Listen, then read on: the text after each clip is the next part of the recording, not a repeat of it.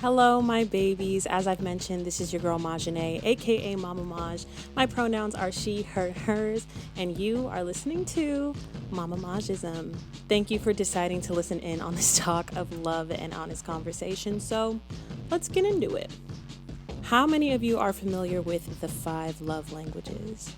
You know, when you hop online, type in 5 love languages, you take the quiz, and then it lets you know if you are either more into words of affirmation, quality time, receiving gifts, acts of service, or physical touch. That ring a bell? Okay. Well, we're not talking about that today. I mean, we are a little bit, but I know there are people out there who maybe don't resonate with the 5 love languages. Like, you kind of connect with it, but it doesn't really hit the nail on the head for you in your situation. Well, guess what? I have a solution for you. That's right. Instead of 5 love languages, how do 18 sound? Hear me out, okay? This is going to blow your mind. By the time you finish this episode, you will learn more about Anne Hodder-Shipp, why she created these inclusive love languages, and what the 18 languages for modern love are. So sit tight and let's get into it. Let's go ahead and start with the basics. So who is Anne Hodder-Shipp? Well, they are a certified sex and relationship educator who's worked in the field of sexuality since 2007. So you already know she is coming from a place of experience and passion. Now moving on to the what. What is the 18 languages for modern love?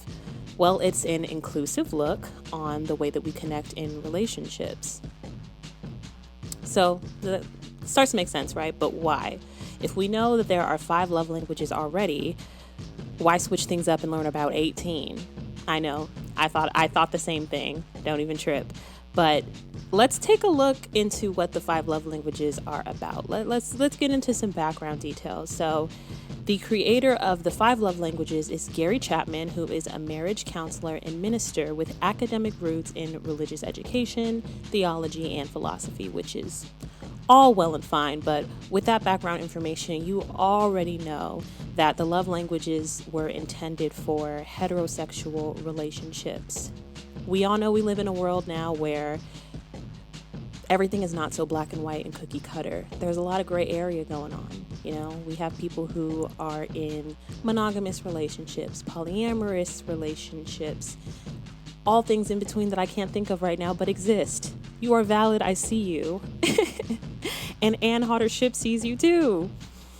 So you already know I'm MamMaJ, and here in MamMaJism land, we are all about inclusivity and being a voice for the unheard. So when I found out about these 18 love languages, I was like, sign me the hell up. Let me go ahead and buy this ebook, read it, and then share it with my people, because I think that this is a cooler way to explore the different ways that we love and show love to other people. And that's romantic, platonic, familial, whatever. These languages fit into any mold, whatever that you're into. I wish that I could spend hours talking about the intricacies of each love language, but don't worry, there is an ebook that I'm going to link in the show notes and post on my socials so that y'all tap in with Miss Anne Hodder-Shipp and support her ebook. It is $9.99 and it's online. It's an ebook, so you get the PDF file of it and you're able to read it. And with this book, I love how she frames it, because first she talks about why she created this book and the way that you want to kind of go about reading it and learning about them and seeing how it resonates with you. What I'm going to do, for the sake of time, I'm going to say each love language, and I'm going to give one example for what it could look like and an example of what it should not look like. These are the 18 languages for modern love by Anne Hodder-Shipp. Number 1, accountability. This can look like following through on change. This should not look like making a both sides argument. Number 2, active listening. This is an open, curious mind. This is not you saying, cool. Number 3, acts of empathy. This can look like saying something like, do you want advice or do you just feel heard? That is such a good question. This does not look like waiting for your turn to share. Number 4, affirming communication. This can look like supportive words during challenges. This does not look like saying something like, "Thanks, you too." Number 5, bestowing. This is something given without expectation of reciprocity. This is not an apology replacement. Number 6, emotional labor. This can look like managing emotions in challenging situations, and this is not what some would consider women's work. This is for everybody, any and everybody. Number 7, engaged experiences. This can look like watching each other's favorite show. This does not look like an excuse to take an expensive vacation. Number 8, intentional time. This looks like deliberately scheduling it, and this does not look like piggybacking on someone else's time. Number 9, personal growth. This is setting and respecting boundaries. This is not expecting others to grow with you. Number 10, platonic touch. An example of that can be using a weighted blanket. What it is not is foreplay or asking for sex. Number 11, problem solving. This can be you asking, "What can I do?" This is not unsolicited suggestions. Number 12, providing. This can look like a sugar mama or a sugar daddy. This does not look like enforcement of gender roles. Number 13, shared beliefs. This can look like a preferred relationship style, and this does not look like agreeing on everything. Number 14, solidarity. This can look like calling out microaggressions, and this does not look like defending a perpetrator because they're a friend. Number 15, teamwork, which can look like doing a puzzle together, and it does not mean dependence on your partner. Number 16 is thoughtful service. This can look like holding the door open for a stranger. This does not mean tit-for-tat scorekeeping. Number 17 is undivided attention. This can be attentive body language, and this is not responding to texts during lulls. Lastly, number 18 is upskilling, which is another word for learning from others or learning from each other. And this can look like receiving with gratitude, and this does not look like lecturing or soapboxing. I know that was a lot to take in, and I wish that I could share more examples because, wow, when I read the book, I was like, oh, the more examples I received, I was like, okay, I like that. I urge you, if you can, if you have the $9.99, to go ahead and tap in and check out that ebook, because I read it and I just felt more seen. There were certain things in there that I never really knew how to word.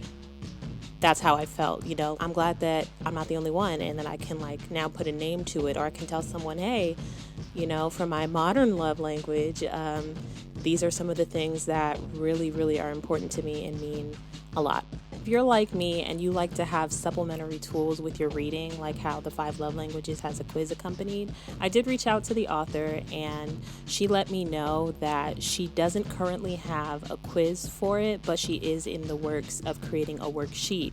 That's kind of more of like a yes, no, maybe situation, because she does want to steer clear from the whole quiz thing, because she noticed that people have this idea of tell me which one I am instead of let me read this and see which one resonates with my mind and my body. And I think that is brilliant, because I did find myself with the 5 Love Languages quiz asking myself or thinking to myself, oh, which one am I going to be? Which one am I going to be when, I have so many different dimensions to me that some days it's going to be one more than the other. And with these modern love languages, it allows you to see that you can be all of these things at the same time. There's no right or wrong answer, or there's no one above the other. It's just whichever ones resonate with you the most. I just really love this, and I wanted to share it with all of you, and I hope that you check it out and see if it's something that might be more in tune with what you got going on.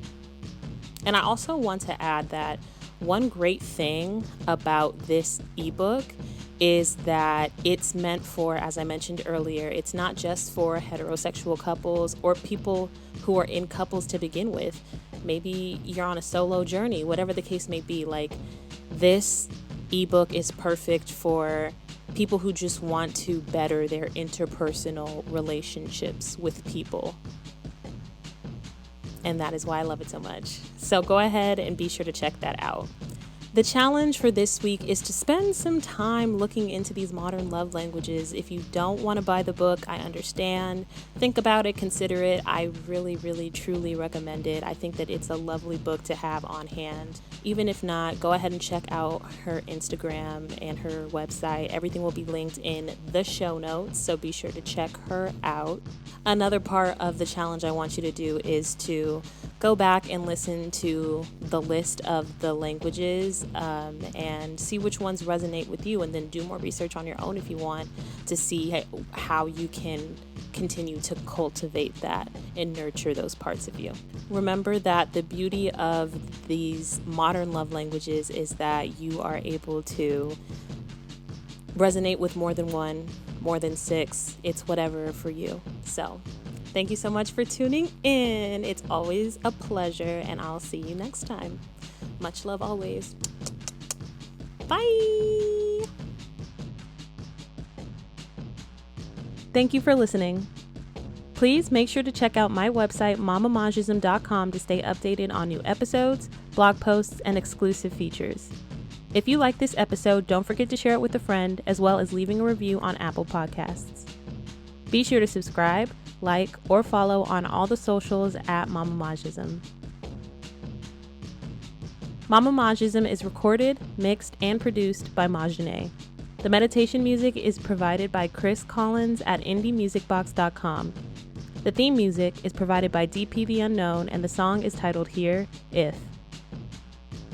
Until we meet again, please be kind to one another. And from the bottom of my heart, I love you. I'm feeling so